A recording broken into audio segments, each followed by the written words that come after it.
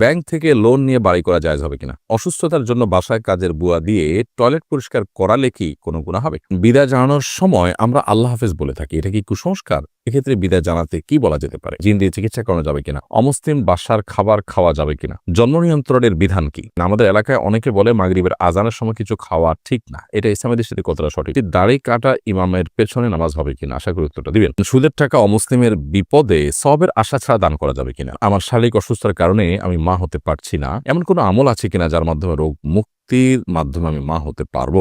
আমাদের এলাকার মৃত ব্যক্তির জন্য যারা কবর খোঁড়ে 1-2 সপ্তাহ পর তাদের দাওয়াত দিয়ে খাওয়ানো হয়, এর আওয়াজ সম্পর্কে কিছু বলবেন? আমার অফিসের এক ভাই আমাকে কাজের ফাঁকে দোয়া করার উদ্দেশ্যে বলেন, আল্লাহ আপনাকে জান্নাত নসিব করুন। জীবিত মানুষকে কি সরাসরি এভাবে দোয়া করার ব্যাপারে কোনো বিধিনিষেধ আছে? জাহিদ হাসান ইমন লিখেছেন, জিন দিয়ে চিকিৎসা করানো যাবে কিনা? জিনে ইস্তেআনা বিল জিন বা জিনের সাহায্য গ্রহণ করা ইসলাম শরীয়তের দৃষ্টিকোণ থেকে জায়েজ কোনো কাজ নয়, বিধায় ইস্তেআনা বিল জিন এটা নিষিদ্ধ ইসলাম শরীয়তের দৃষ্টিকোণ থেকে। তবে কোনো ক্ষেত্রে খুব লিমিটেড পরিসরে তাদের সহযোগিতা ভাবে না যায় এবং গুনাহের কথা এভাবে ট্রিটমেন্ট করা জায়েজ নয়। আসওয়াত এআইডি থেকে আপনি লিখেছেন, আমার অফিসের এক ভাই আমাকে কাজের ফাঁকে দোয়া করার উদ্দেশ্যে বলেন, আল্লাহ আপনাকে জান্নাত নসিব করুন। জীবিত মানুষকে কি সরাসরি এভাবে দোয়া করার ব্যাপারে কোনো বিধিনিষেধ আছে না? জান্নাত জীবিত মৃত যে কোনো ব্যক্তির জন্য কামনা করা যেতে পারে। আমরা নিজেদের জন্য আল্লাহর কাছে জান্নাত চাইবা তখন ফেরদাউস চাইবা, জান্নাতুল ফেরদাউস চাইবা, এটা সবচেয়ে উঁচু পাপের জান্নাত। সেজন্য জীবিত মানুষ নিজের জন্য যদি জান্নাত চাইতে পারেন তো আরেকজনের জন্য জান্নাত চাইতে কেন পারবে না? কোনো অসুবিধা নেই। এরপর প্রশ্ন করেছেন আসমা সাহা, আপনি লিখেছেন, অসুস্থতার জন্য বাসায় কাজের বুয়া দিয়ে টয়লেট পরিষ্কার করালে কি কোনো গুনাহ হবে? কোনো অসুবিধা নেই।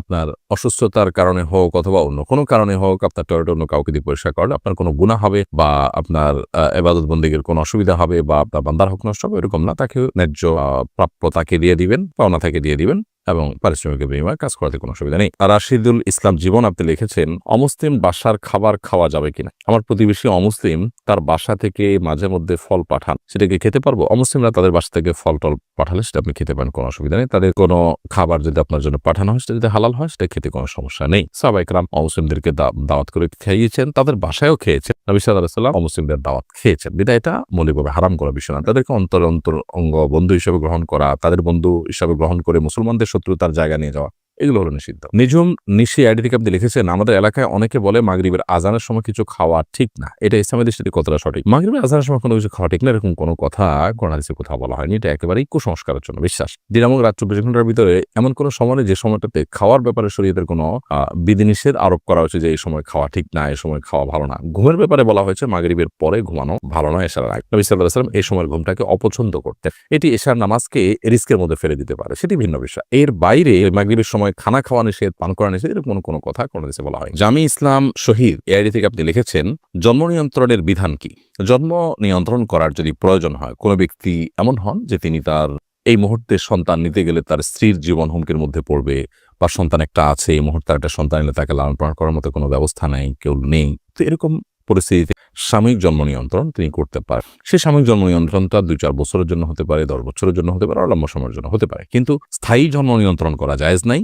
আর দ্বিতীয়ত, কি খাওয়াবো, উপার্জন কম, বেতন কম, চাকরি নাই, এই মুহূর্তে সন্তান হলে বিপদে পড়বো, এরকম চিন্তা থেকে জন্ম নিয়ন্ত্রণ করলে সেটাও জায়েজ নেই, কারণ প্রত্যেকটা প্রাণীর রিজিকের দায়িত্ব আল্লাহ তাআলা নিয়েছেন। রিজিকের চিন্তায়, ছোট চিন্তায়, নিচু চিন্তায় জন্ম নিয়ন্ত্রণ করবার সুযোগ ইসলামের শরীয়তের দৃষ্টিকোণ থেকে নেই। কামরুল জামাল আপনি লিখেছেন, আমি আসাম থেকে বলছি, দাড়ি কাটা ইমামের পেছনে নামাজ হবে কিনা? আশা করি উত্তরটা দিবেন। দাড়ি কাটা ইমামের পেছনে নামাজ পড়লে আপনার নামাজ হয়ে যাবে, বাট এরকম ব্যক্তিকে ইমাম হিসেবে নিযুক্ত করা অনুচিত। এরকম ইমামকে ইমাম হিসেবে নিযুক্ত করবেন না কর্তৃপক্ষ। যার দাড়ি কাটা আছে, দাড়ি ছাঁচা আছে, দাড়ি ছোট, সুন্নাহ সম্মত দাড়ি তিনি রাখেন না, এরকম ইমামকে ইমাম হিসেবে নিযুক্ত করা কর্তৃপক্ষের দায়িত্ব অবহেলার সামিল। যদি নিযুক্ত করে ফেলে আপনার বিকল্প কোনো জামাতে শামিল হওয়ার সুযোগ না থাকে, তাহলে এই ব্যক্তির পিছনে নামাজ পড়লে আপনার নামাজ আদায় হয়ে যাবে। ওলামায়ে কেরাম ফাসেক বা যে ইমাম গুনাহ করে সেটা প্রকাশ্যে যার গুনাহটা একেবারে থাকে সেরকম ইমামের পিছনে সালাত আদায় করাটাকে মাকরুহ বলেছেন, বাট নামাজ হয়ে যাবে। সাজ্জাদ করিম আপনি লিখেছেন, সুদের টাকা অমুসলিমের বিপদে সবের আশা ছাড়া দান করা যাবে কিনা? অমুসলিম মানুষকেও আপনি এমনিতে সাধারণত দান সাহায্য সহযোগিতা করতে পারবেন, কারণ সাহায্য সহযোগিতা করার জন্য মুসলমানই হতে হবে এরকম কোনো বাধ্যকতা কিন্তু নেই। এছাড়া এমনিতেই অমুসলিম তাদেরকে যদি আপনি সুদের টাকা দেন, তো সুদের টাকা বা হারাম টাকা এটা ওয়াজিব, তাসাদ্দুক সদকা করে দেওয়া ওয়াজিব, সদকা করে দেওয়া ওয়াজিব। এক্ষেত্রে অনেক ওলামায়ে কেরাম শর্ত দিয়েছেন, যাকাতের যে খাত সে খাত এখানে প্রযোজ্য হবে, সেক্ষেত্রে মুসলমানদেরকে দিবেন, অমুসলিমদের কাউকে ইসলামের পথে আকৃষ্ট করবার জন্য দিতে পারেন।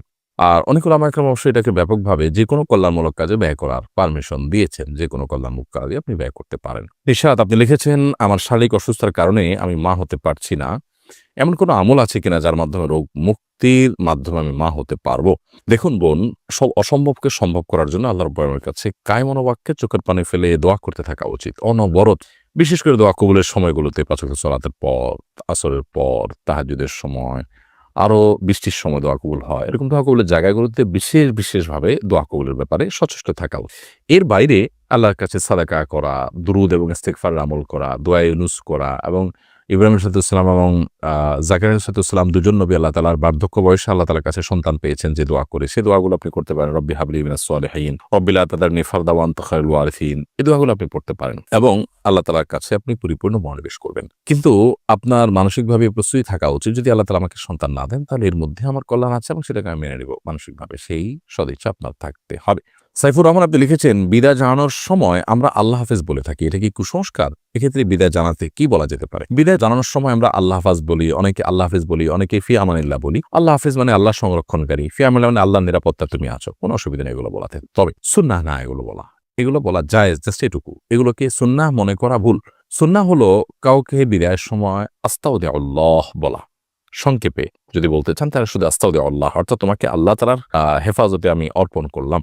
আবার আপনি যদি এটাকে পুরো দোয়াটা পড়তে চান তাহলে আস্তাউদিআল্লাহ দীনাকুম ওয়া আমানাতাকুম ওয়া খাওয়াতিমা আমালিকুম, অর্থাৎ তোমার দিন এবং তোমার ঈমানকে আমি আল্লাহর উপরে অর্পণ করলাম। তুমি সফরে বের হচ্ছ বা বিদায় নিচ্ছ, চলে যাচ্ছ, আল্লাহ যেন তোমাকে তোমার ঈমান, তোমার দিনকে হেফাজত করে এবং তোমার শেষ পরিণতি যেন ভালো হয়। ঈমানদার সবসময় আখিরাত রিলেটেড বিষয়গুলোকে নিয়ে ভাববে, কারণ সেটাই তার জীবনের আসল পার্ট। বিধায় সেই জায়গা থেকে আপনি ওই পুরো দোয়াটা পড়বেন, আস্তাউদিআল্লাহ দীনাকুম ওয়া আমানাতাকুম, তোমার দিন এবং তোমার আমানতকে আল্লাহ তাআলা হেফাজত করুক, ওয়া খাওয়াতিমা আমালিকুম, এবং তোমার আমলকে আল্লাহ তাআলা বা তোমাদের আমলকে আল্লাহ তাআলা হেফাজত করুক। আর যদি পুরো দোয়া মুখস্থ না থাকে, শুধু আস্তাউদিআল্লাহ বললে, বাকি ফি আমানিল্লাহ বা আল্লাহ হাফেজ, এটাতে ওই দোয়ার মর্ম আসে, আল্লাহ হেফাজত করুক, আল্লাহ নিরাপত্তায় তোমাকে দিলাম, ওই দোয়ারই মর্মটা চলে আসে।